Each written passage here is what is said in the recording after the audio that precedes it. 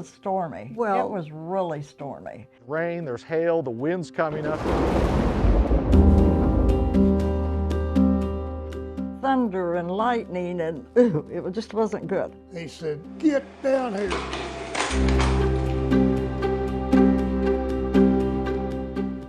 it's the loudest sound I've ever heard. It was intense. It was a tornado coming through town. They said, "Come out, we need your help." Destroyed the house and ripped off all of his clothing.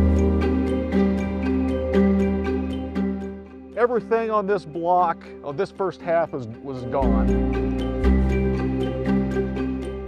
I mean, and look at all that damage just all around it. There were several families that were wiped out that night. Mothers, fathers, their kids. It's just devastating. So many people who were so young that night that were killed so violently and abruptly. It just breaks your heart to read that, even over 70 years later like this.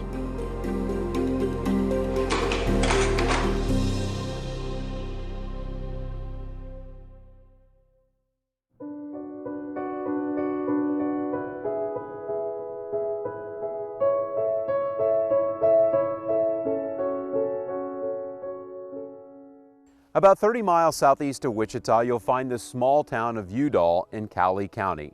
It's home for about 700 people, and 70 years ago, it looked much different. It was home for oil field workers and homemakers, and when a tornado hit that night, everything changed forever.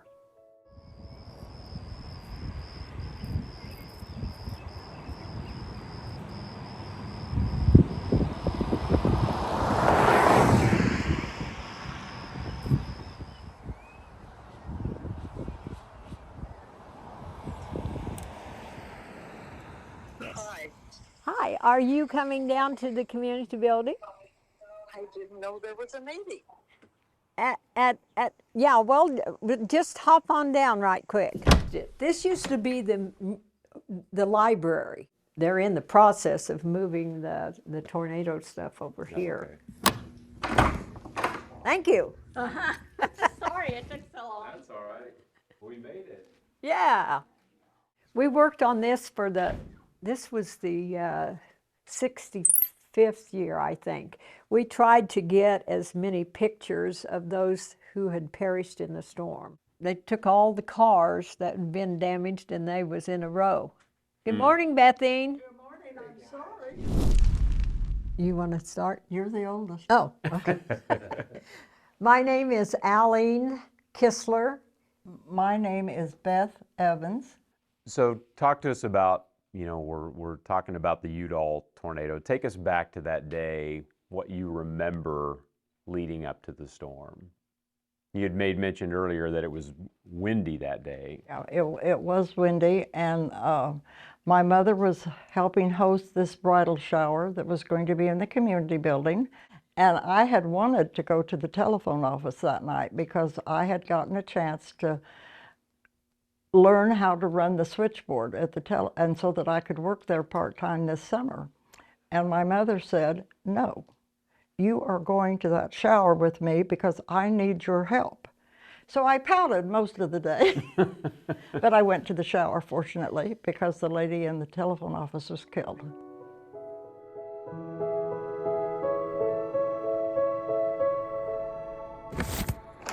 May 25th, 1955, different warnings were issued for Kansas that day, and here we have the bulletins. At 12:35, warnings for eastern Kansas. By 4:36, central Kansas is included, but Udall was never included in the alerts until 9:50 at night. At 10:15, TV meteorologists gave the all clear during the broadcast, saying all warnings had expired for the area. Many people went to bed. Yet 20 minutes later, at 10:35, the deadliest tornado in Kansas history hits Udall. It was stormy. Well, it was really stormy because the wind was blowing. and there was thunder and lightning, and it just wasn't good. All of a sudden, these ceiling tiles, for a long time I didn't like tiles like this, they started falling here and there across the room, and the lights went out.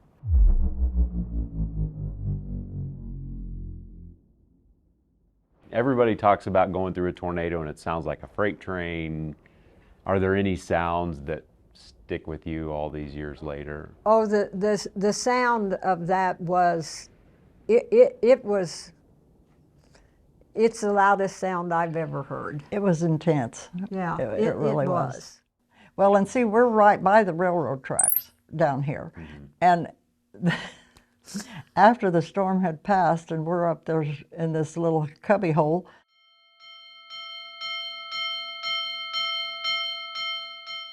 ding dong, ding dong.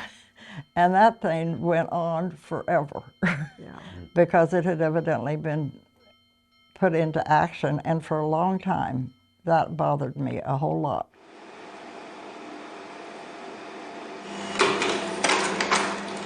The tornado turned out to be an F5, leveling the town. The stories continue to haunt the survivors to this day. Right after the storm, if the weather would get bad, well, I was pretty uneasy. My dad always said, he said, the nature is just beautiful. Sometimes it gets to going a little bit faster than what we want, but the weather is our friend. And so he helped me in some ways. In 1955, a big tornado outbreak in the Central Plains nearly wiped out the town of Udall. It would become the deadliest tornado in Kansas history, but what you may not know is the tornado itself actually started 40 miles south of here near Blackwell, Oklahoma.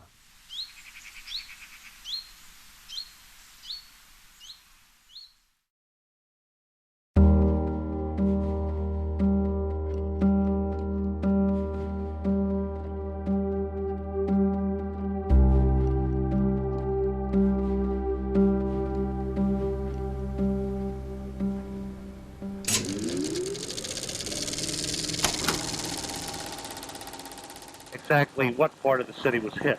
It's from the glass plant on east.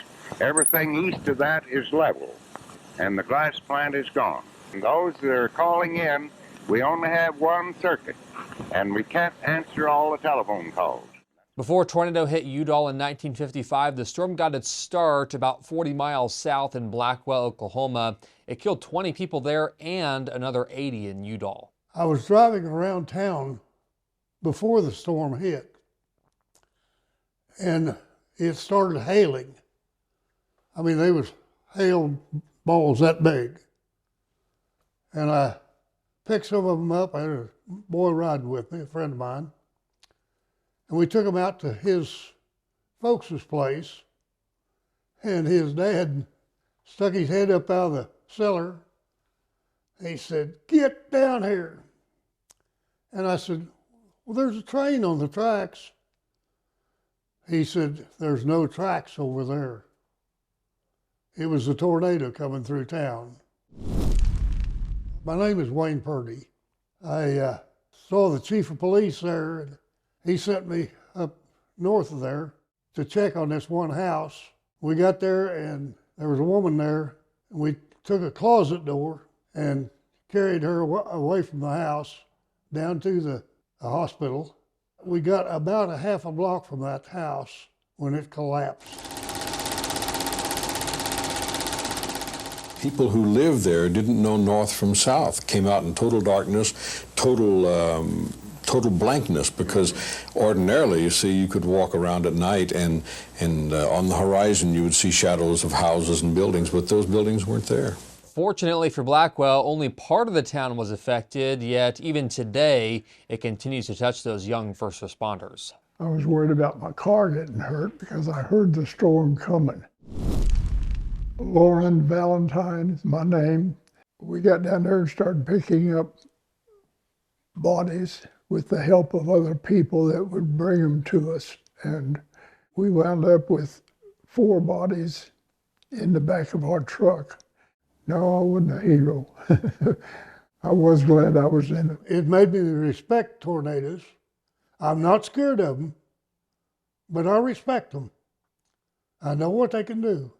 As time has moved along, a lot of survivors from the tornado have passed, but places like the Historical Society have documented a lot of the facts. but a few others have come along to tell the story of that unforgettable night.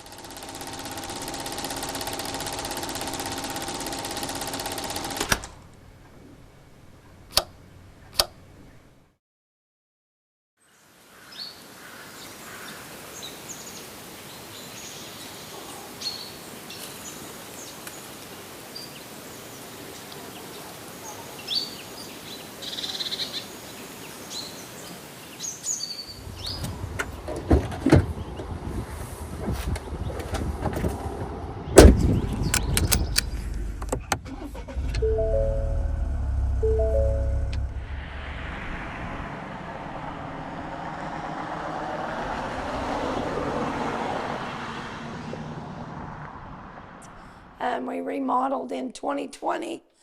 We have old newspapers. Oh, wow. Damaged wall. This car tag was actually from a car, and 6 was the county number.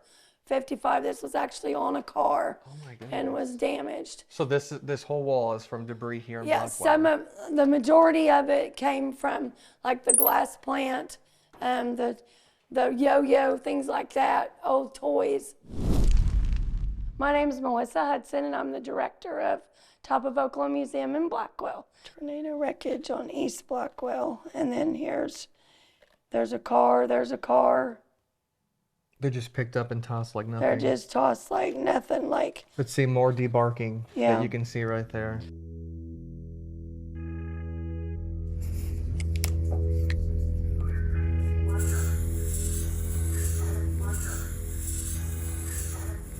Historians are determined to give a voice to people who are no longer here. There were several families that were wiped out that night, mothers, fathers, their kids. Well, my name's Adam Catlin. I'm a writer for the Cali County newspaper and editor of the Newkirk newspaper as well. Before this tornado had even hit Udall, 5 members of the King family who lived in a farmhouse north of Oxford were killed. This photo of the King family was taken the day before the storm. They all went to the bathroom area and was grabbing over the pipes. My name's Terry Whitehead, and I'm kind of like a researcher. I've got my name in about 9 different books. They've probably got the brunt of the storm, and this is an F5, and all they could do was hold on pipes and stuff in the bathroom. Ruth King and her surviving kids crawled into this car, and rescuers found them in a huddle. The kids were 11 months to 13 years old.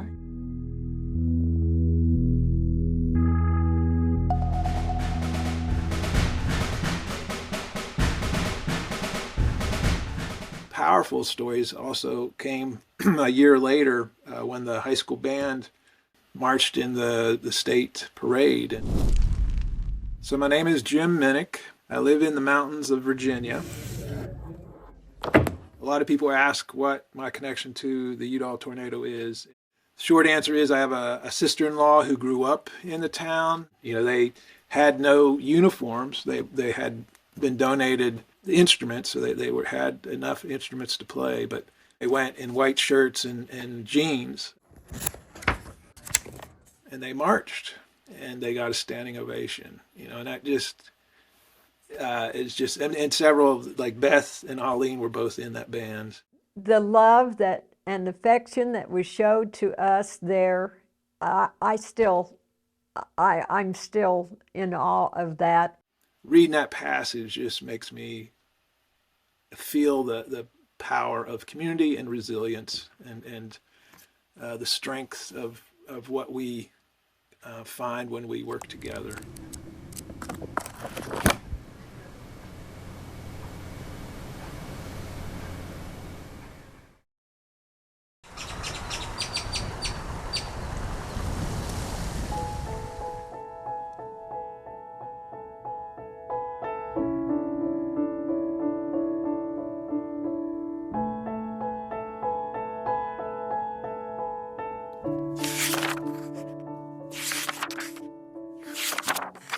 No, these are all still photos from the same thing. Smaller.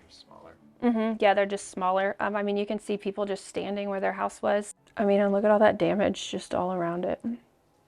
It's just devastating. This is another picture that is a refrigerator that's wrapped around a tree.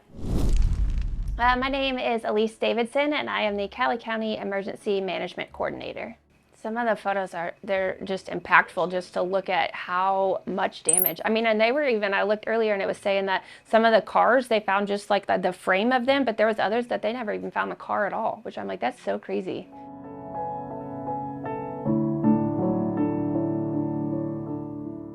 Many people don't know the story of a man who tried to prevent so many deaths.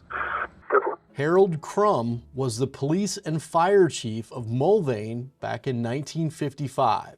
He was in the Blackwell area that night. The tornado hit at 9:30, and by 9:39, he hit the road. Followed the storm, and he was trying to give warning to communities on his police radio, and he wanted to include Udall, but Udall did not have a police radio at that time. I feel like that would be the hardest part, like thinking now of all the things that we have access to think back when they didn't have that, you know? I mean, they may have just been in bed and next thing you know, the tornado's going through and they had no warning at all. But in the weeks following the storm, changes were made to keep people safe. So they actually started doing more advancement in trying to pick up tornadoes on the radar. They also started having storm spotters that they started using more frequently. This is somebody's mom's house. But then if you look at the next photo, that is what was the remains of it, no longer there. There's a lot of workers and stuff that were from Red Cross and Salvation Army, and in this photo, they're basically trying to make temporary homes for people. In Udall, they piled things into a pit, burned and buried the rubble. Blackwell even threw debris into the river.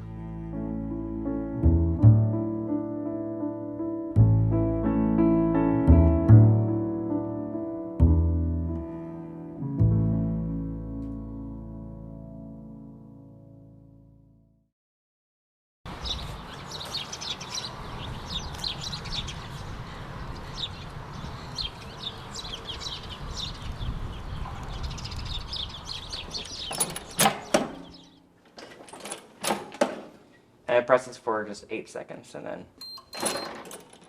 The high school was asked to make and press all the shirts. We pressed them right here on this heat press. It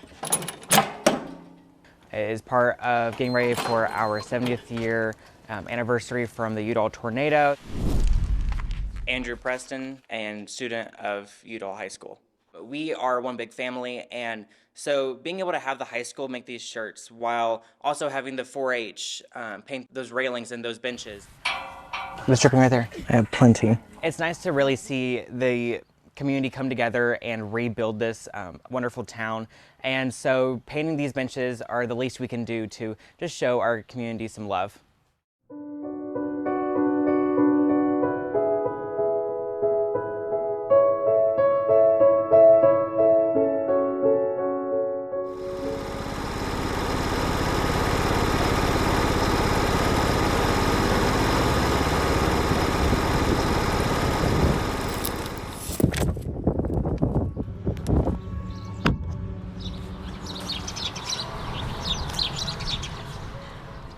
Preparing for May 25th is important for both Udall and Blackwell. Don't forget the human element to overcome adversity, to overcome obstacles. We're known for tornadoes, but we're also known for coming together and sharing what we have with other people. Yet with each year, people are finding their own way to honor the lives lost, to make sure we never forget. What's the one thing you want people to know about Udall and thinking about the tornado all these years later? You know, we see a lot of this happen in a lot of other areas of the country. Is there anything that kind of rises above that from the Udall storm that you can recall? The thing that stands out with me is after the storm, if you saw someone that lived in Udall, there was hugging and I'm so happy you're alive, that type of thing. The outreach of the surrounding communities was unbelievable. And there were times when they were taking up donations out on K-15, And there would be, sometimes there was traffic. I know it went up 2 miles of people that were coming, maybe to look, I understand that, but they were also very giving to the community. Well, and you have this headline over here from the paper, the night Udall died. Well, I just want everybody to know that Udall is now alive, very much alive. It makes me sad. Yeah, it does. In a way that may not be far from so, because it really hasn't grown, but there still is a lot of people here that... And there's a lot of nice people, and there's a lot of people that help each other and are still helping each other. So I just want people to know that Udall did not die. It may have had a little bump in the road, but we didn't die.